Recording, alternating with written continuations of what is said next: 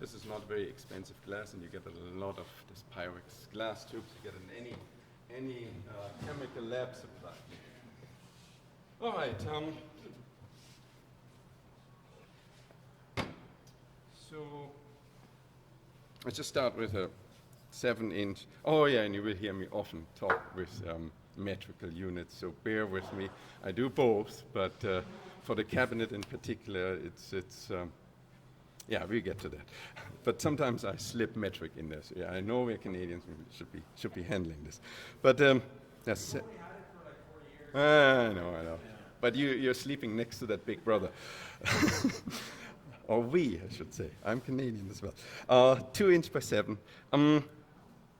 So it turns out that if you want to maximize this piece of wood, then the offset axis has to run somewhere about 1/2 inch on both sides of this piece of wood.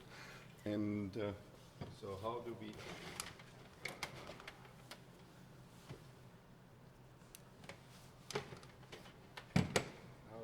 get going? Why do we make that? So say this is my piece of wood, and I want to have the main axis running from the center, right? This is the top. If I write a T, and probably you don't see that, right? It has to be reversed. Do you see the T now? Okay, that would be the top of the vase eventually. And so I want to have, I said, 1/2 inch down here, so I want to have that axis. That will be my first axis, and then the second axis is going through the center. But how do I make sure that piece is running on that axis? I put a glue block in here, and I want to make sure that that axis runs through the glue block and hits that right here in the center. And then I can, in the first part, I will just put a tenon on that glue block like such. And if I then put this into the scroll jaws and that into the tailstock, then I have that axis going through. And that's what I'm going to turn initially. So you see me now drawing those lines. We have to do that on 2 sides, but at least you know what it's for.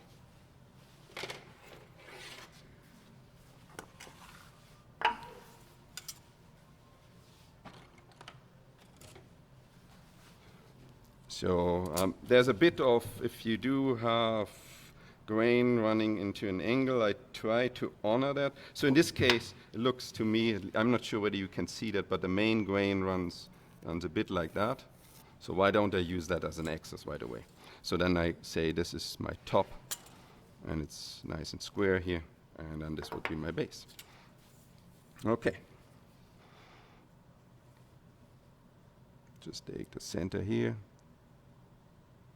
And it doesn't have to be super precise, but yeah, give it a good shot. 1/2 inch here, said before. And so the main axis will run like that here.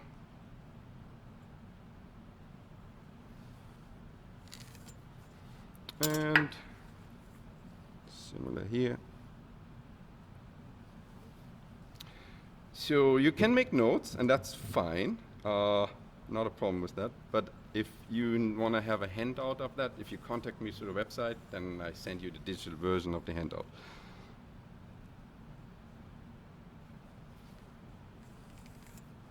So that I have that on both sides. I have my 1/2 inch here. So now I take a glue block that just, in this case, it doesn't have to be exactly these dimensions, but I think it's 2.5, sort of.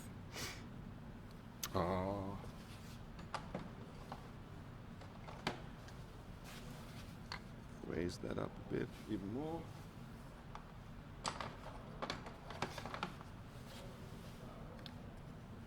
Yeah. Okay. Now I get the center of this one.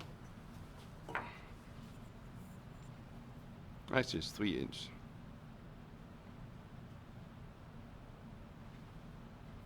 Center of that. Another center here. Okay. Now I know what that center is. Hopefully you can still see a bit.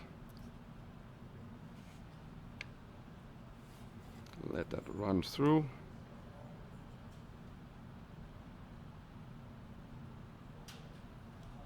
Just about like that. But really important is that offset.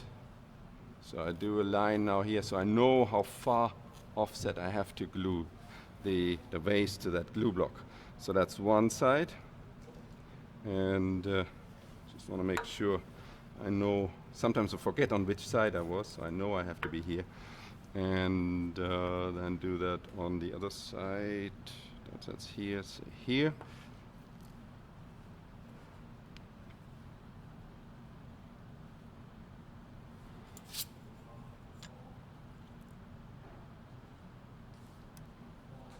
Oops.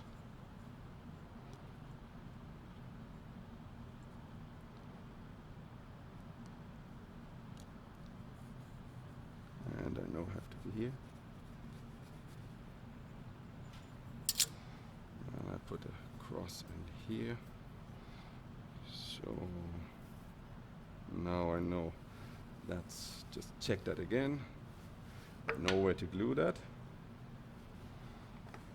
And I'm using a reversible glue. So I'm using an item that is cheap and safe to handle. And that's hot glue. Just this is an expensive Walmart kind of item, and yeah, so we use that quite a bit today. And it's reversible. So yesterday, when folks saw me walking in, they said, "Well, did he bring the microwave for our food to heat up here?" No, we wanna melt that glue eventually.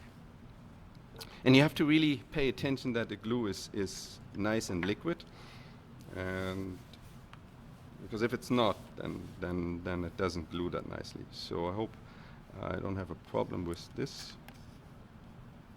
So glue that on, just like that. And I support it with scrap wood on both sides, and you will see later why I do that. There's a little support on that, but then there's another reason for that. That comes out later. So it's just little pieces of scrap wood that go on the side.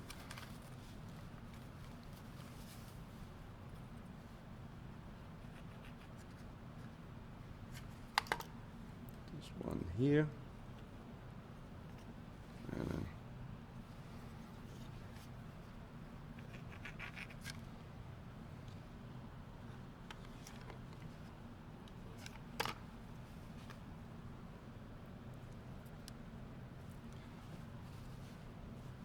it's not my best glue job, but it will do. All right.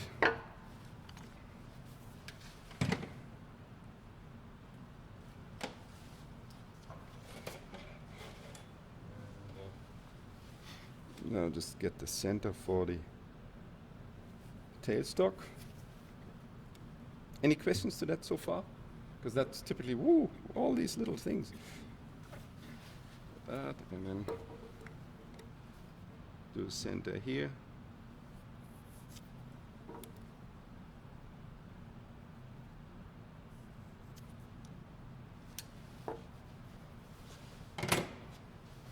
One of my skills for today is not losing my pencil. That's typically, I do that over there. So yeah, if I do that, that's one of my success today. If I keep my pencil towards the end of the day. And yeah, just use an awl to get both sides indented. And I use typically on any offset part. I mean, the 4-prong center, which come default by your lathe, they sort of work, but they would, on an offset piece, they typically would only hold on one prong. So if you have a step center, that is an advantage for any kind of offset turning. So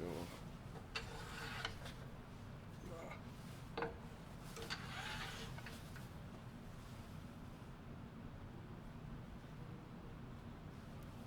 sits in here.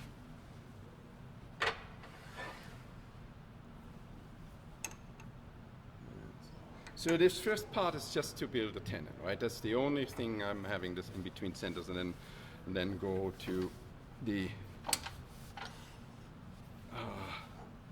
put it into a scroll job. It's running free, so we're good on that. Ready to go. Safety. You must have a loving wife if my wife is sewing me a bag for my safety glasses. I'm very proud of it.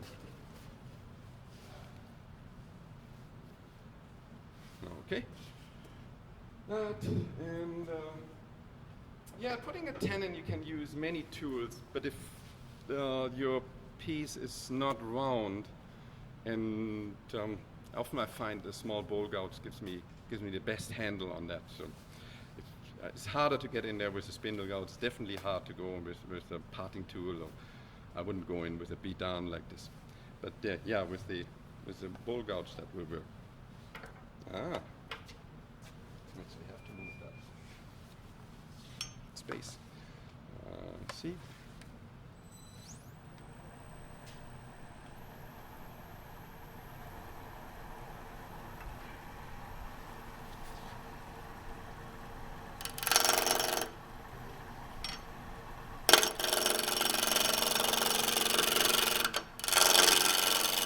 So nice shoulder cut.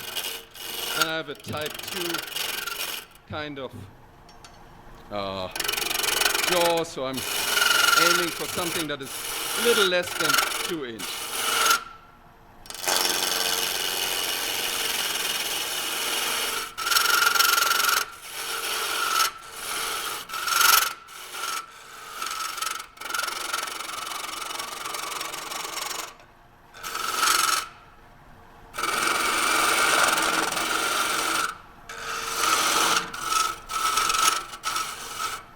Maybe as such. No, the disadvantage on most of the bowl gouges, they do have a round head that makes them safe to turn, but on the other hand, you don't really get a very crisp tenon. And I need it for offset, so just clean that tenon a bit with the spindle gouge in there, just get it a little more crisp for the dovetail. But now I can start with rubbing that spindle gouge on the plain face, so it's a safe part of turning. So now we have a tenon on there, and the tenon should make this on an offset, get this on an offset axis. So.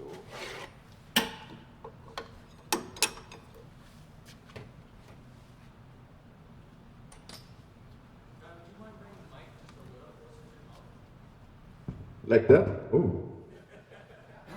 That was a good idea. That was a great idea. Thank you. You're welcome.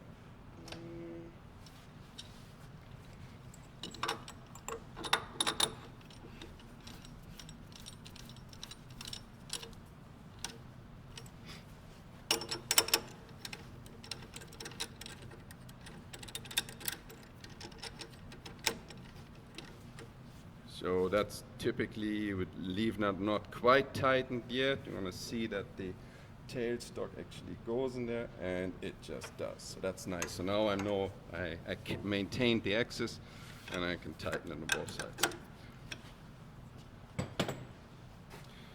So I know that on the tilted vase, my thinnest point is somewhere here at the joint, so I want to keep that for late.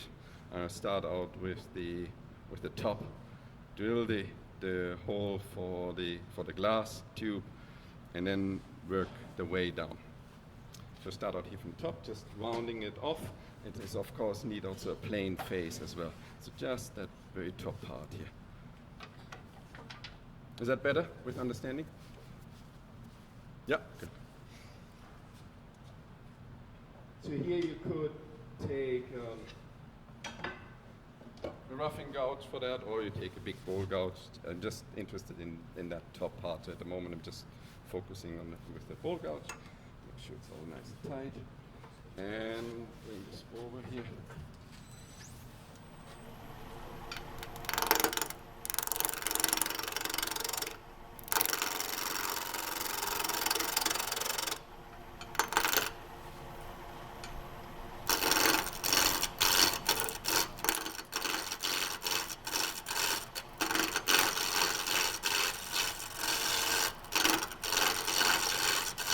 So today we'll hear about 3 types of cuts.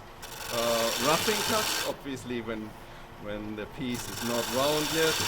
I will talk about roughing and shaping cuts to get me the form before we go to final cuts. So those are the typical 3 kinds of cuts we're talking about.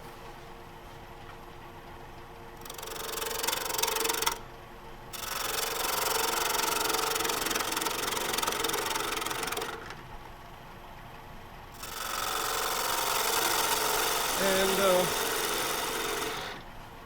so all what I'm looking for is I'm using by touch without needing to shut off the lathe by touch. And if you want to touch it, don't touch it between the tool rest and the rotating piece. Coming to that, you could lose one of your valuable joints. But if you touch it on the top or on the back, that's a pretty safe place to do. A bit more. Yeah, that's nice. A little more. Yeah, just a little more on here.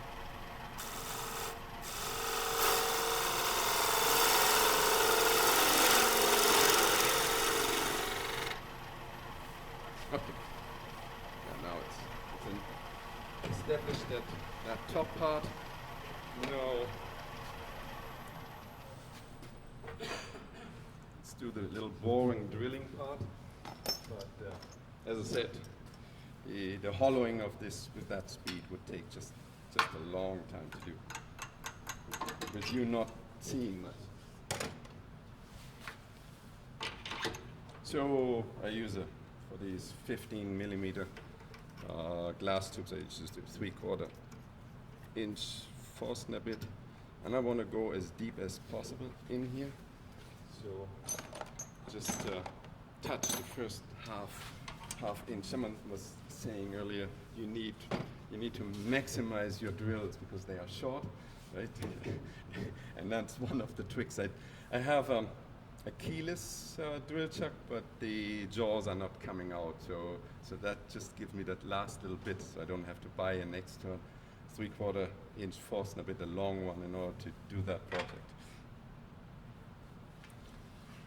And probably a little slower.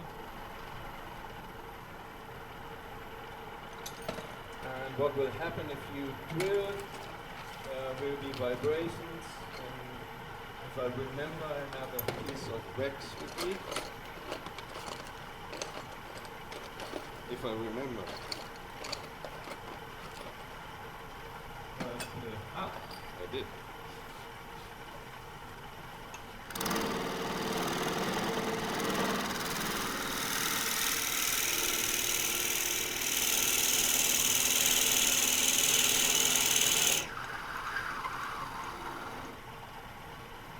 Always nice and lubricated.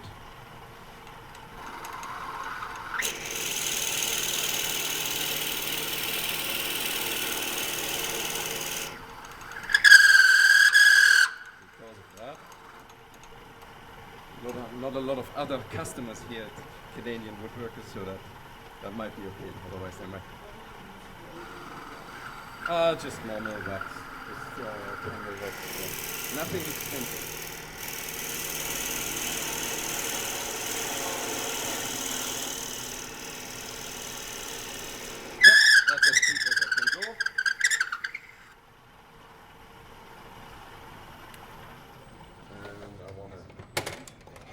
Remember that, because with age I forget. So I basically say that's the depth, whatever that is, in whatever unit, but I keep that in mind now, because I need to know when I round this off. All right, one of the advantages of the one-way live center is you can put different tips on those. That's what we're gonna do. If you don't have one of these really nice items, then you can turn a 60-degree cone on probably yours. Before I had that one, that's what I typically did.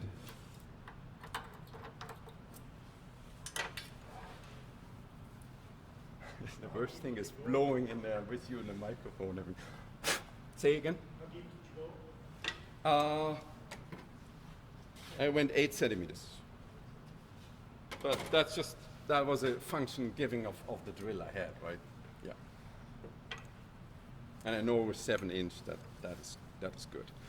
From the design point of view, I would just want to have the longer part of the glass sitting in the vase and the stem a bit shorter. If you want really, then you can probably see a harmonic mean in there, but that was not intended. But the harmonic mean somehow always comes naturally, right? It's not that you think about it, but often it's just we are using it. All right, maybe a small decoration, and let me do that.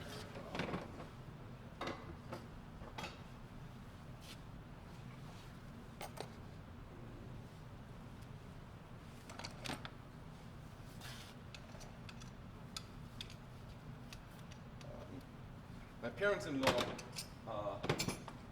Larry is still alive, and we visit them once in Germany. But and my father-in-law, he is machinist. He's now 92 years old, but he is the happiest man if I can give him a project. He doesn't like to sit around.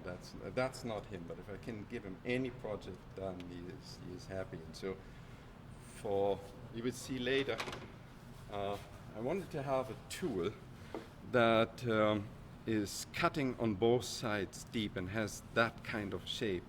And it doesn't necessarily have to be high-speed steel like most of our turning tools. As long as it's tool steel, I don't use it for a lot. I just use it for accents. And so he had an old, I guess called hammer punch, and he just went into his grinding stock and then he ground me that one. He did many other tools for me, but this looks so simple, and it can be done with any grinder. You don't need much more than that. And you get a tool like that, and you will see how I use that. So at the moment, I'm just want to use this for decoration on that tip. So I would not be getting there with other tools. If I take the tailstock away, then of course it becomes a lot less stable. So I'm using this just for a few rings here. It's running free, yes. It's very safe to do.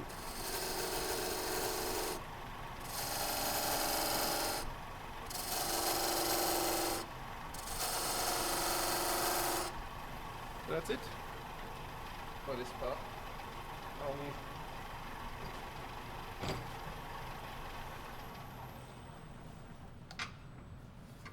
I wouldn't know another tool to get in there.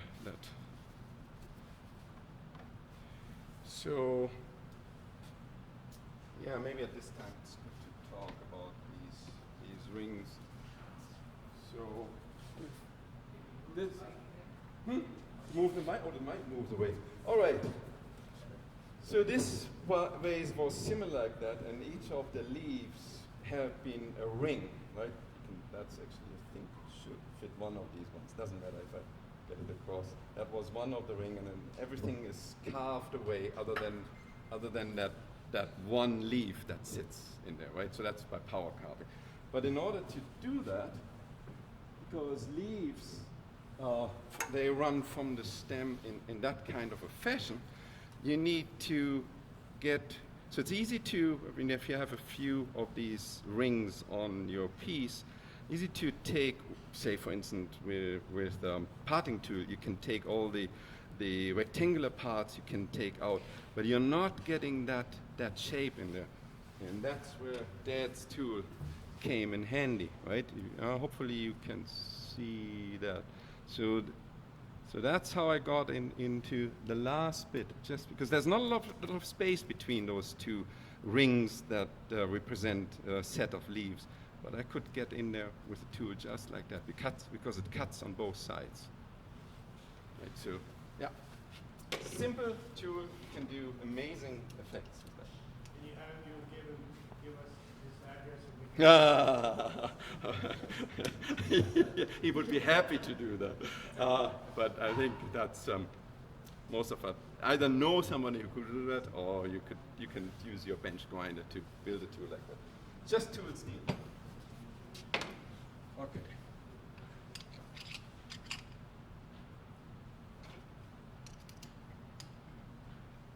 So remember I had a 3/4 inch hole for my staves. I want to say less than an eighth, but say an eighth for a moment.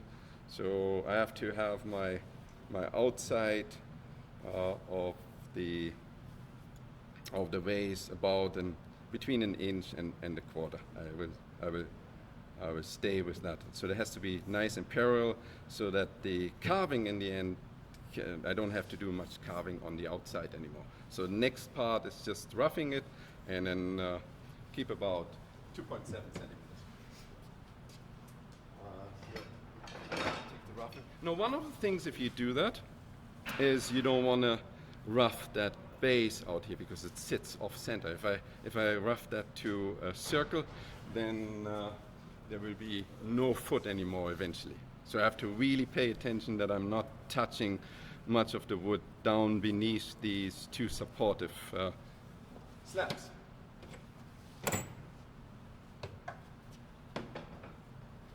Okay.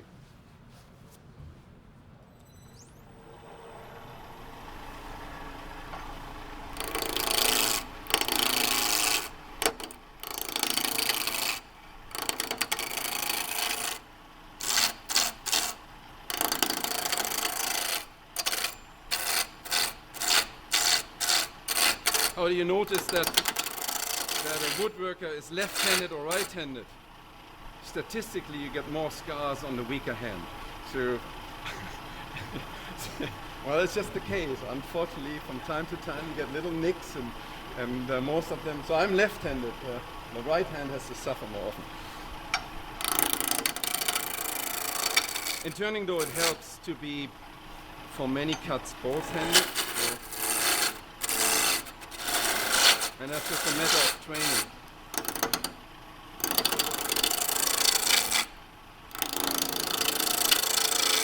And really, as I said, I don't want to touch that base part, so I want to get in with my roughing gouge nice and tightly in there, so the hip hurts, the hip helps here, even though there's the battery of the microphone packet in there.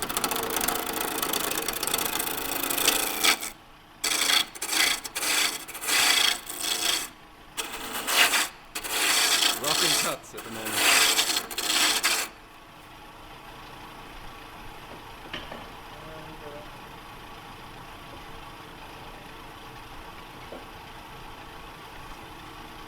So now maybe it's a good time to move the tourist closer to the top part. I can get closer. Yeah, that works.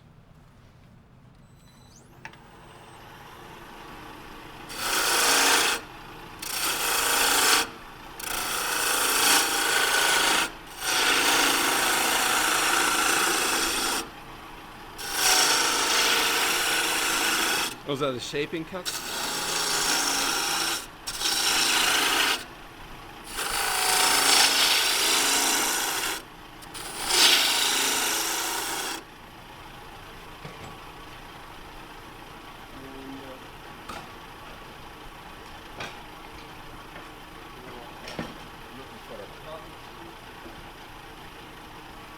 I just want to get to the diameter I calculate before. I give myself a bit extra at this time. Microphone goes down again. Yeah, it seems to want to slip. I sense that.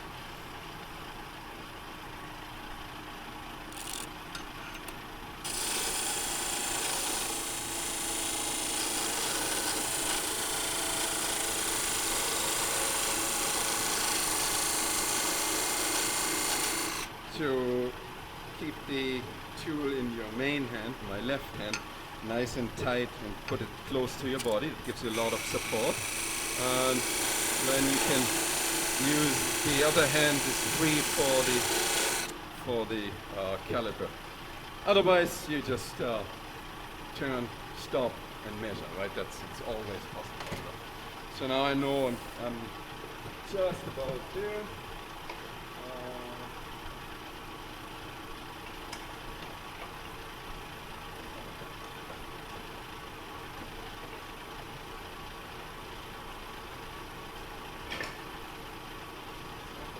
round it.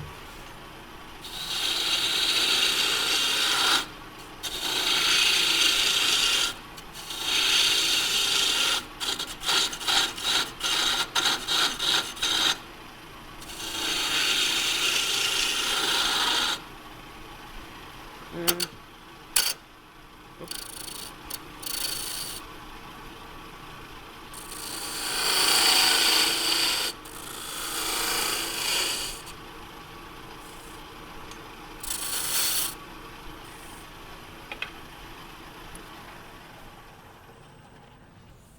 see where we are. So I know this was my length, so maybe that's good too. Still have my pencil. That's a good thing. So I know that's the base of the hole, and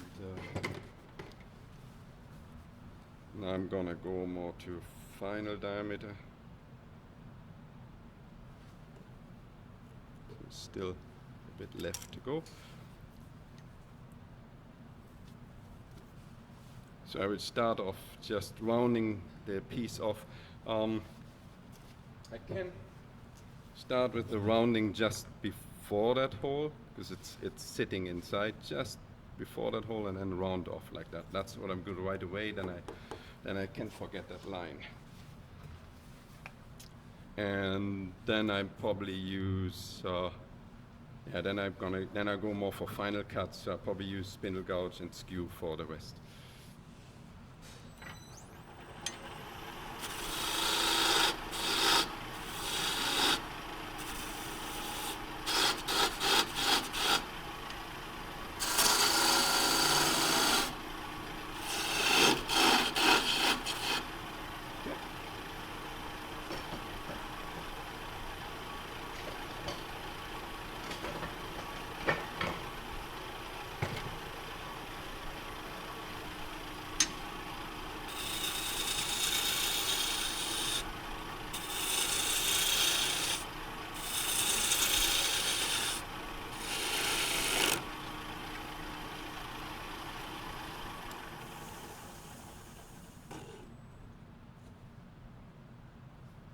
Still about another millimeter to go.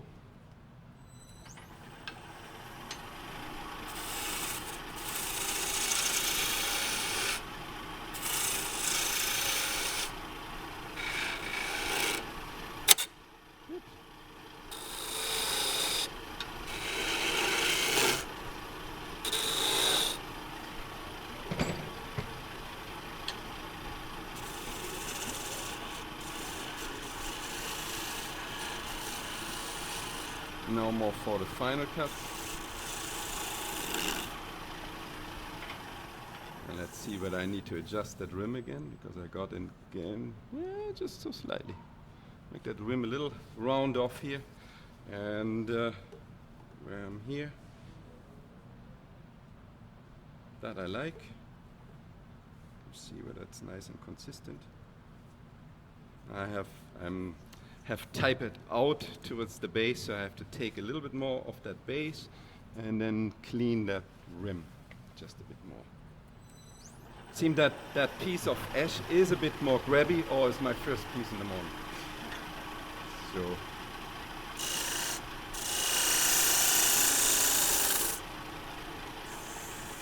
yeah, that seems to be gone.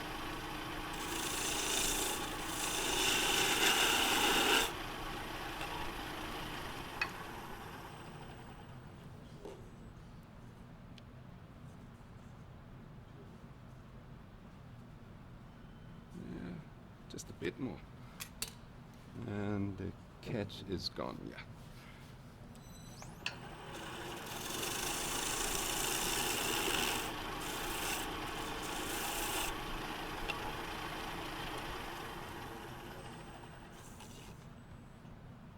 Yep, happy with that. Now, yeah, if you want to divide something by 3, just like we want to have these 3 staves in here. How do you do that? You can use the indexing system, but how many people of you have used the indexing system and got wrong by 1? Which is, because it doesn't, on many systems, I'm not sure about this one-way system, but many systems, they don't have a numbering on there, and then you have to count. And so another way to divide something by 3 is just simply taking the diameter and take one of these ancient tools, which you and multiply it by pi and divide it by the number of staves you have. Okay. 7 by pi divided by 3. 2.87. So that's what I want to have. And how do I get that on the diameter? Can you you can't you can see it. So you take a piece of masking tape and then just put that in 3 times.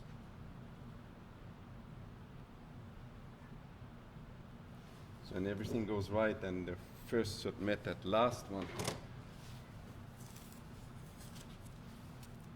So get it across here. Well, I'm close. It's not ideal, but I'm close.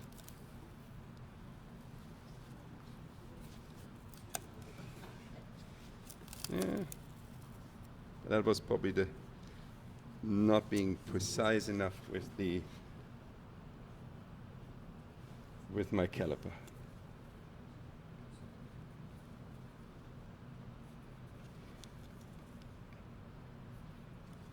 Okay, and do the same. I took the diameter, multiplied by pi, and then just divided by the number of in this case, by 3, right? Yeah. So, yeah. And so I use this 2 times. So now I have it once, and maybe make sure why I do that. And then you can build yourself. Some people have problems, and I understand that if you have your pencil on your tool rest, it's easy to change the attack angle. But if you keep it constant, then that's fine. But if you don't, just build yourself typically a 1-inch stave, and then put a flat piece of wood on there, and then your pencil runs horizontally. I don't think I have that with me, no. So now I just have it divided by 3, but I also want to have a thickness of these staves, and then just make it a little thicker than they will be eventually. So use that again, and then have a constant thickness on those.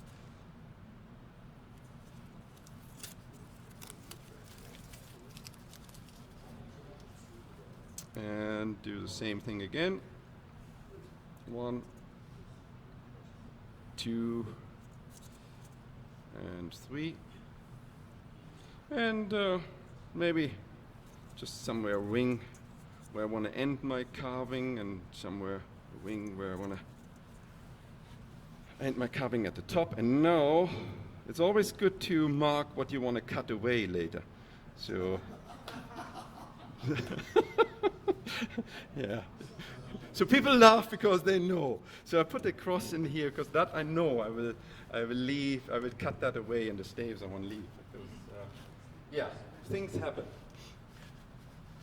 So that's okay. I need that for later. Now let's do a little more turning. Now we talk about that foot.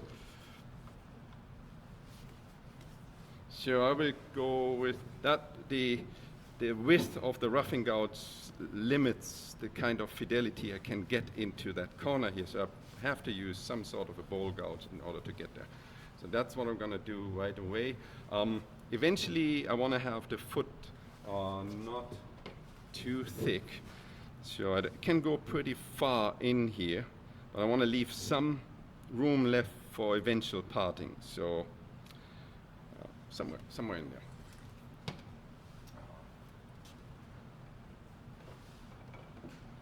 And it's good to go with a heavier tool into that next part, because it's rough, and you still need a nice cut.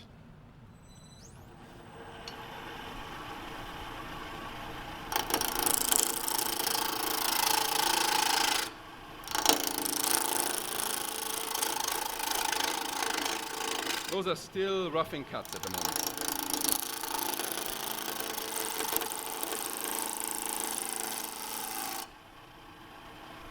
And wait, a few more.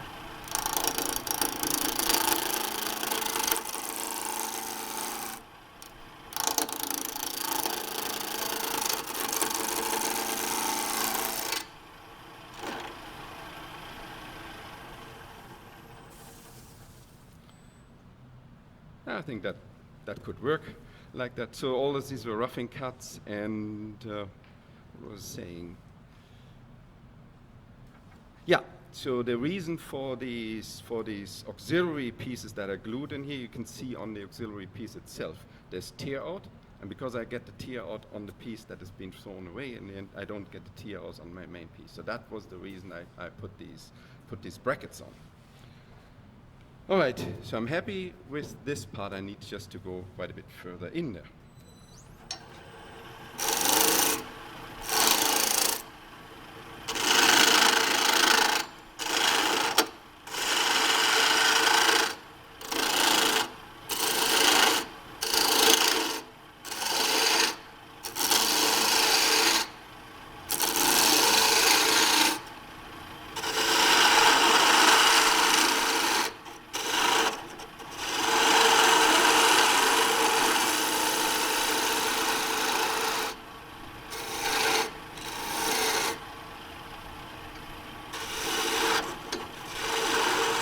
Rough shaping at the moment. Still not any final cuts yet. Just want to get close to my final shape. Okay. So now, as in many other offset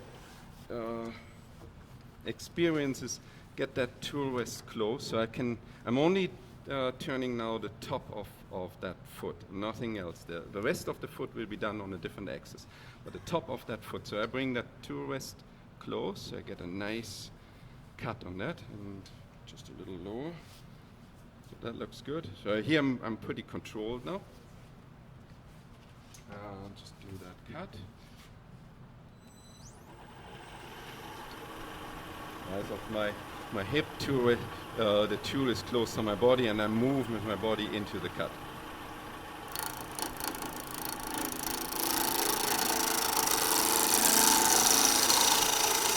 And I feel I'm too high with the tool rest. Tool rest needs to get lower. The pressure is, and because it's offset, I turn the lathe off. And the pressure is on the tool rest, not so much into the wood. Yeah, that looks better. And the cut is quite a bit cleaner than it was before. Okay, let's do that again.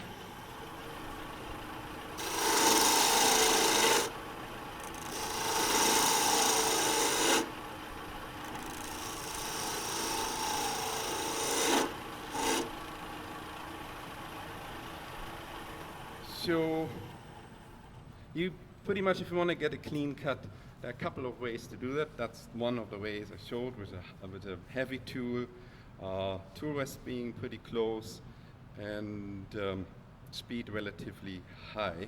You cannot scrape this. I cannot scrape it because it is not round, right?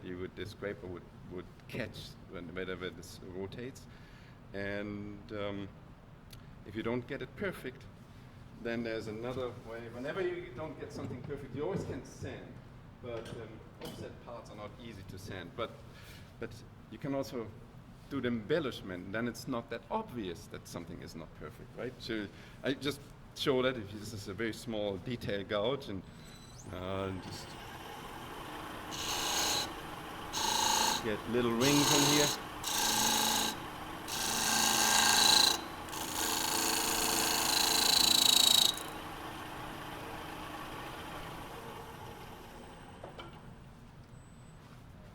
So again, the breakout of the rings is in the glued on pieces, not in the piece itself. I'm not sure whether you can see that. Okay, so last part is working on that joint here.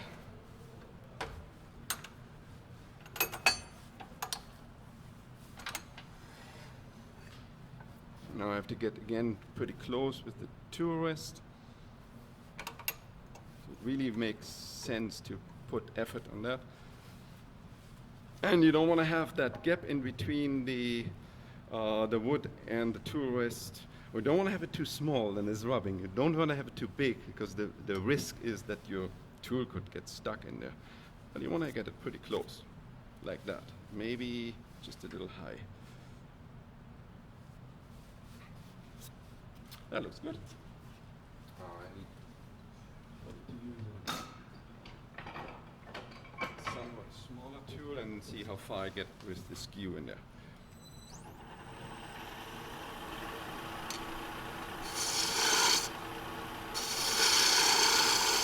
I'm aiming for just a linear element here, so no big beads other than at the joint itself and just below the body of the vase there.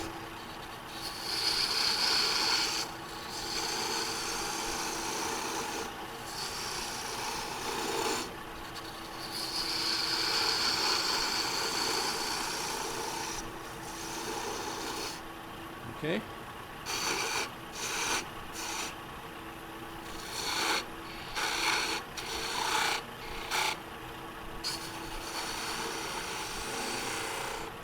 Nice bead in here.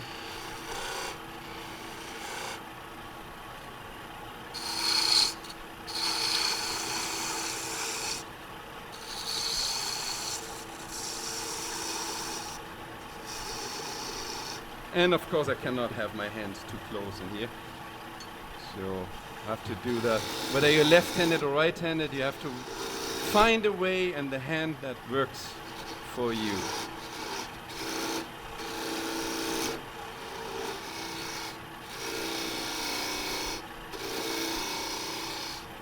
Just marry those two surfaces, and that's pretty good. See what I get a little better with the skew.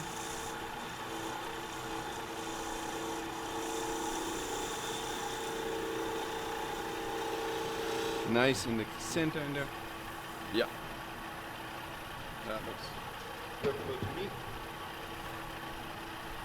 And that sort of minimizes the amount of sanding I would need. All right. Yeah.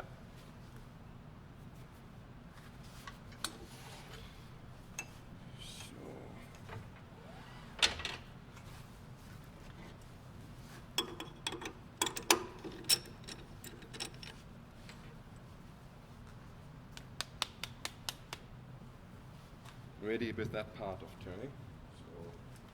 To the microwave.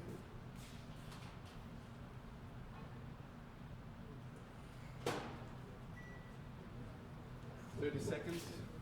Hopefully that will do. And most of us have old china that we are not using anymore, so it's like an old kitchen knife.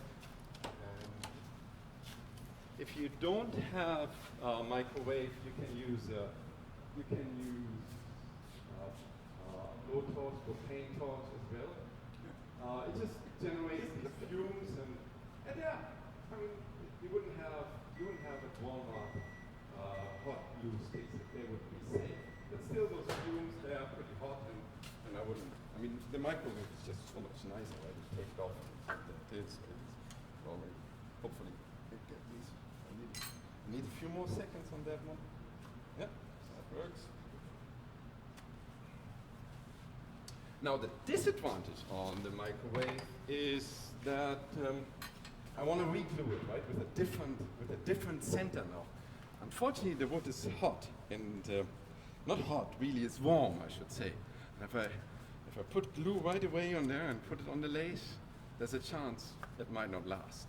So it's good to either have a break. We don't have a brake light now, right, unfortunately, or do something else in between, and I do something else in between.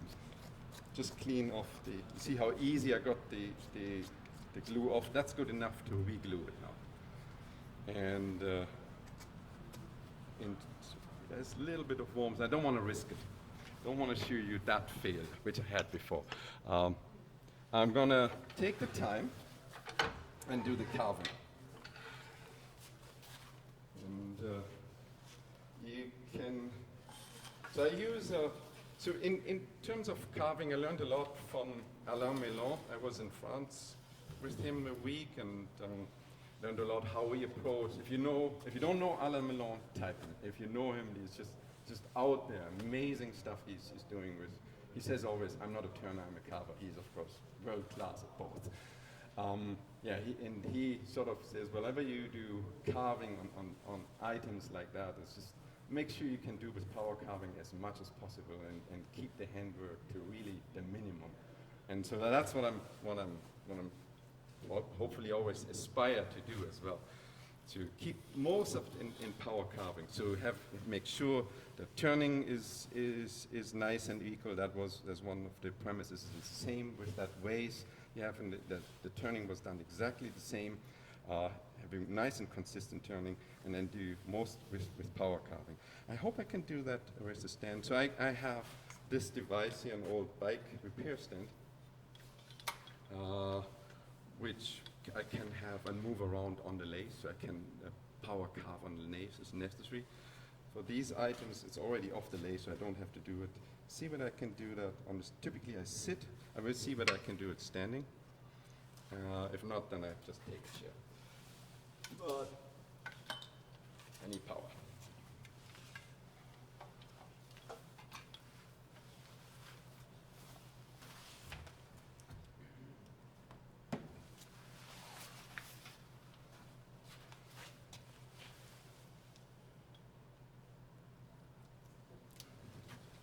So the bit, the carving bit as I'm using is called a Dremel 561. It's not a very good drill. It looks like a drill, but it's not a very good drill. So don't. If I go into the wood now, I'm not going to go on that edge. I'm going somewhere in the middle, and then work my way towards the edge. It keeps the sides of the cuts very consistent. That's why I like this.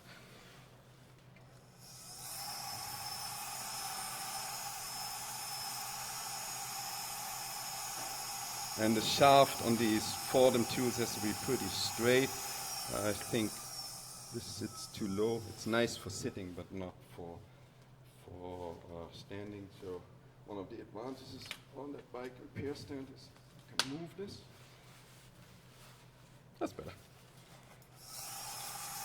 Can you see? Yeah. So I just go somewhere in the middle here.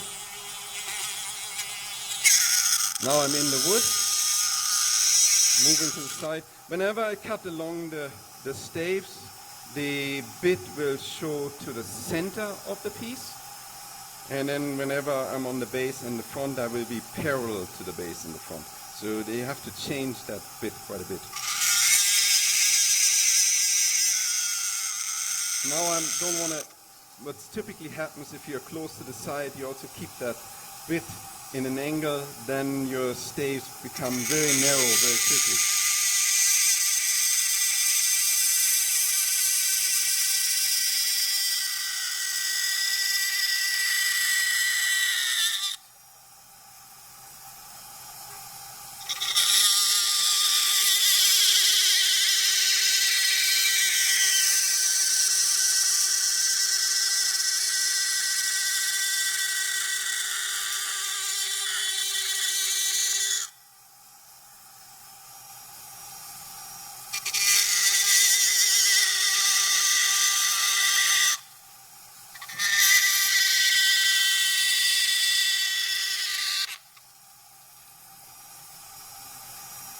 And now, as the roughing is done, you can use this. It's pretty efficient. That's not the best surface you get, but it's a pretty consistent surface, and it's very relatively fast.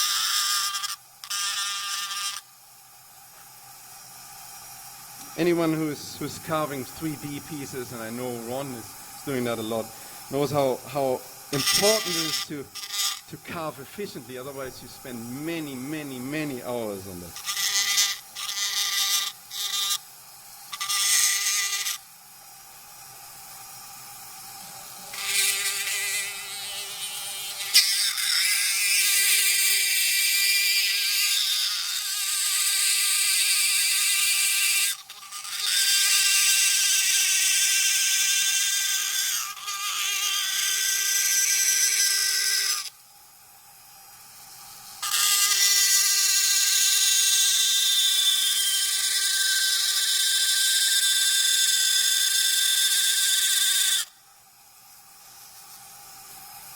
So always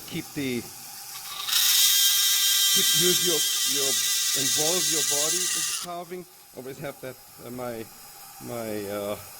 non-driving hand close to my body and keep the piece fixed.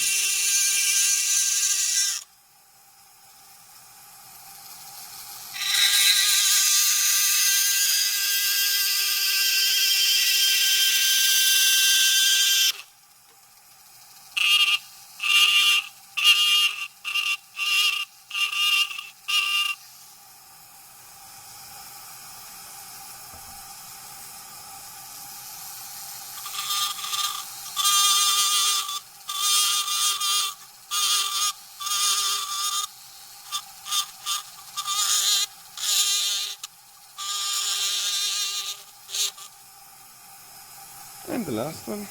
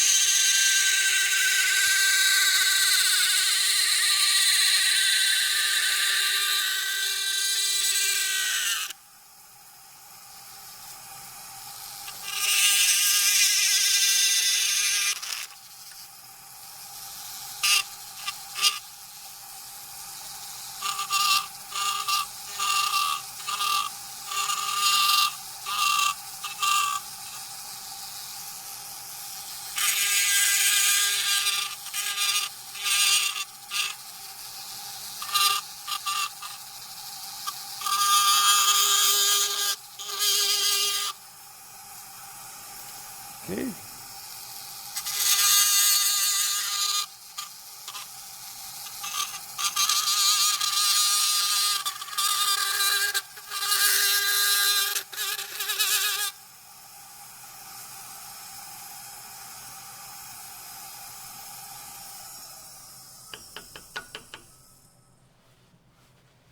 So the next order of magnitude of power carving would be, in this case, a little bit of power sanding.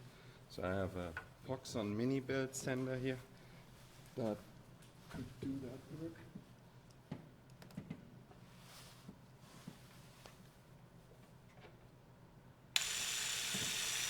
Oh, it's already going. So I don't need my glove at the moment, and if I get cut here, then I'm less concerned. So that one, basically, get them, most of the sides you get pretty clean.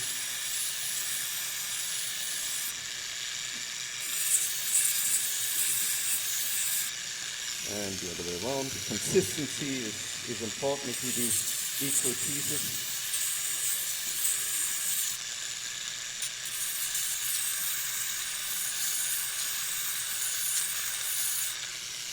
And then use the power of the tool itself. So there's a certain radius on the rounding, and obviously that's the radius you will find on many of the leaves of the flower vase. Again, we will just use that.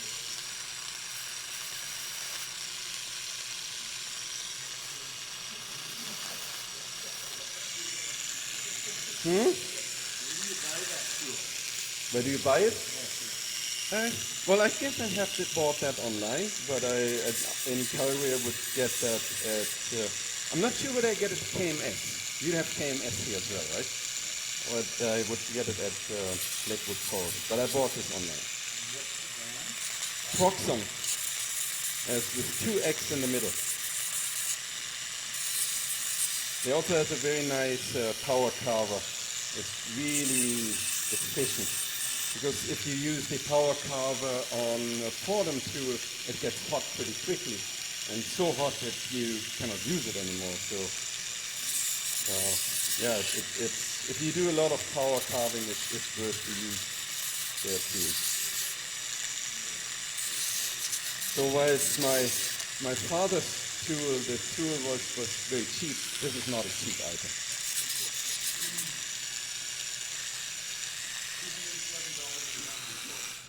How many? 207 on Home Depot. There you go. So I will do one more. The next one I would use would be probably these sanding cones. I got them from Razor Tip. They're basically sandpaper wrapped around a steel shaft, and with those ones you can go into corners. So if I would do that again, I probably wouldn't stand. I think I prefer sitting. So just for yourself, if you do carve, sitting gives me a little more. I'm more quiet than if I would stand, and I have more control with my body. But I just want to try that out. So on the power, the carver I had initially, I would use full speed on any sanding bits. I would not use full. And here I'm just indicating. I would just go into the edges here.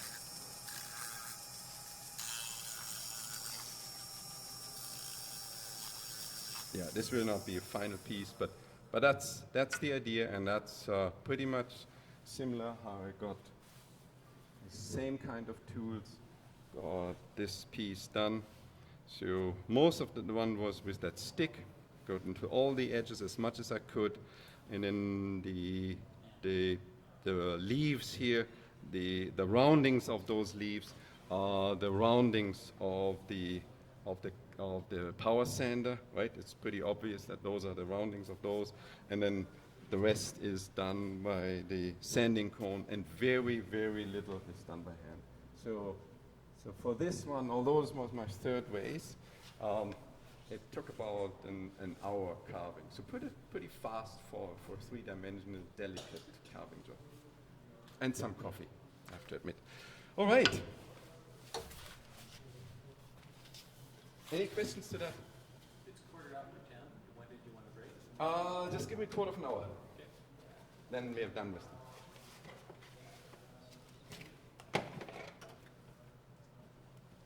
Do you have a trunk full of those Proxon sanders that you could sell today? Well, I let my father-in-law know. There's a lot of interest in that. Okay. So in the next part, I just wanna use the center axis of my little vase. So I just take a glue block that already has a tenon, and it's now just making sure it goes right smack into that center. So let's do that. Let's clean up here a bit.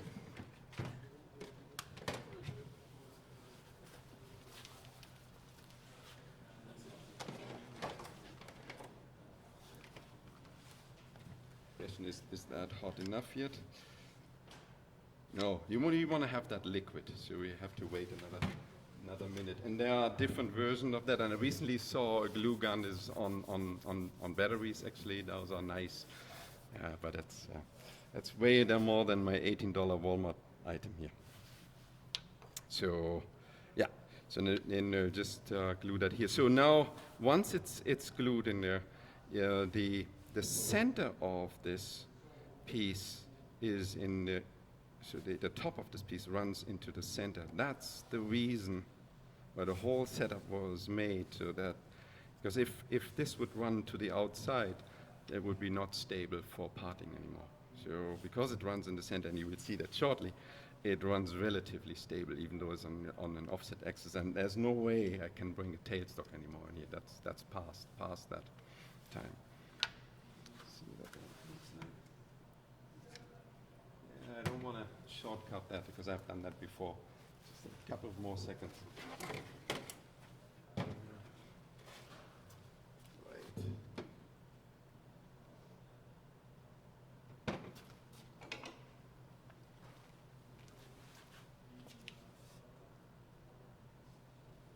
Yeah, and then the top leaves for that vase were just they were just carved as or petals, I should say, as single parts on a large ring.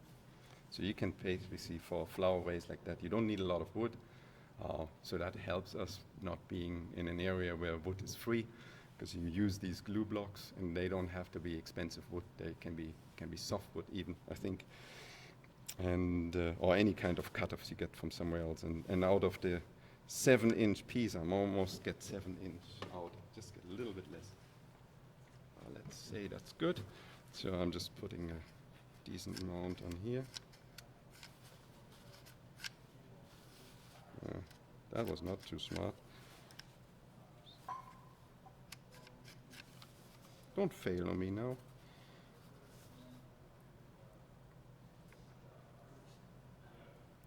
Now I have to re-warm the glue.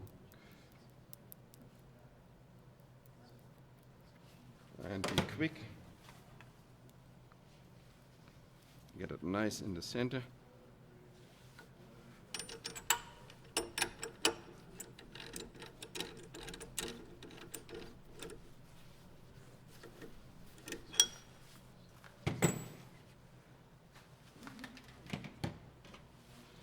Okay, small speed. Let's see how that looks. Okay, so you see that's the reason we don't. It runs quiet because this runs in the center. Okay. And just tear off the foot. Now, sometimes it's better to use a small tool rest if you're not really. I think I will just risk it. Then at least you're sure this one doesn't run into the tool rest.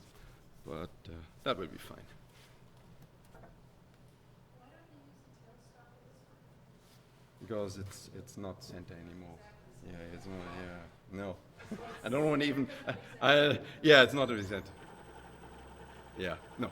I don't want to put. I mean, remember also these staves are very thin now, right? So if it's not, if there's any twist, it will just break.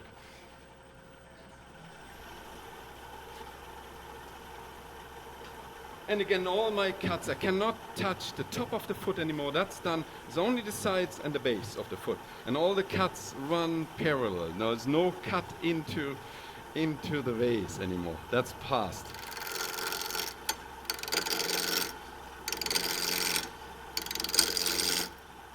And the tool rest has to be stable, not like mine. It needs to wander around.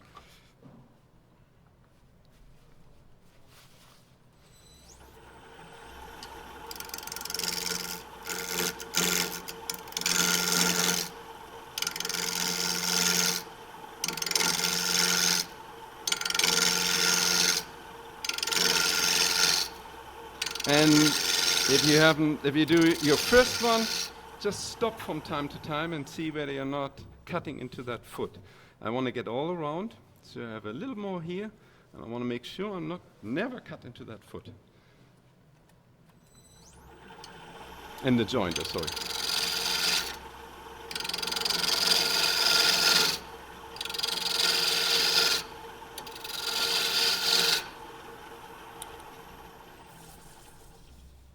So now I'm all the way around, and I'm about 1/8 of that joint away, so I'm happy with that. Now it's time to cut. Now I never can, if I part this off, I cannot reverse chuck it, right? I cannot turn the base of the foot. So what are you gonna do about it? Well, you do first your best in use a good parting tool.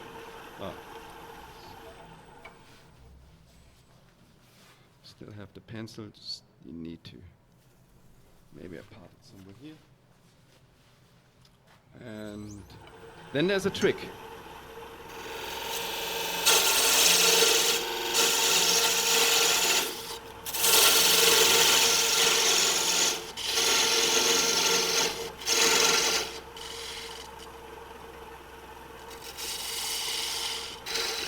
Just normal parting, nothing special here.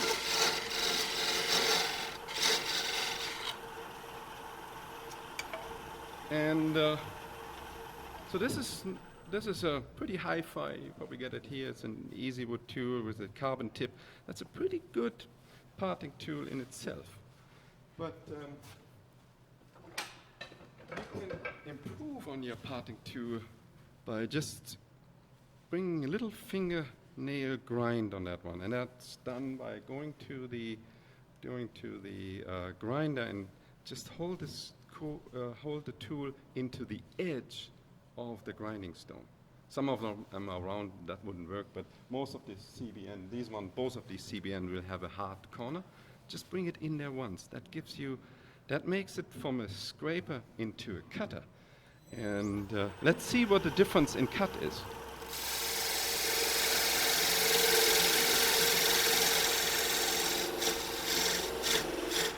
It's not itself very good, it doesn't take a lot of bulk away. You have still to use a conventional cutter.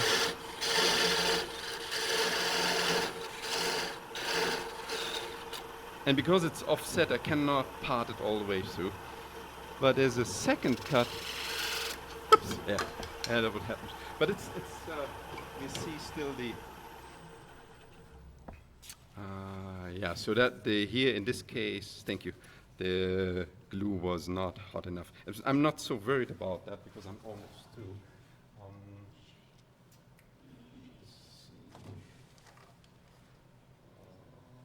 Yeah, I think the glue was not hot enough.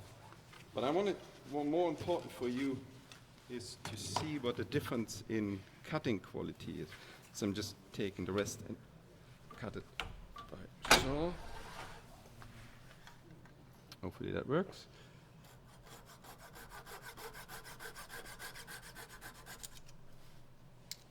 And hopefully the camera gets the difference. So as I said, this is a good parting tool. I think it's probably a $150 item. And this is a much cheaper tool. Just cut like that, and the difference in the cutting is that it's pretty it's obviously on the screen, right?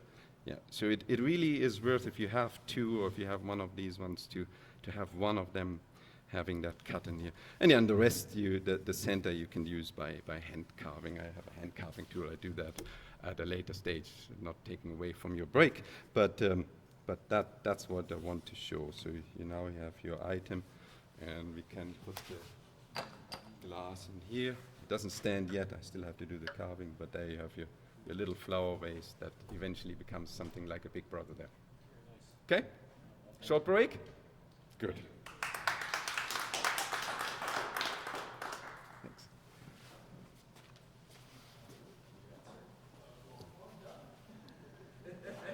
See what you meant by the Yeah.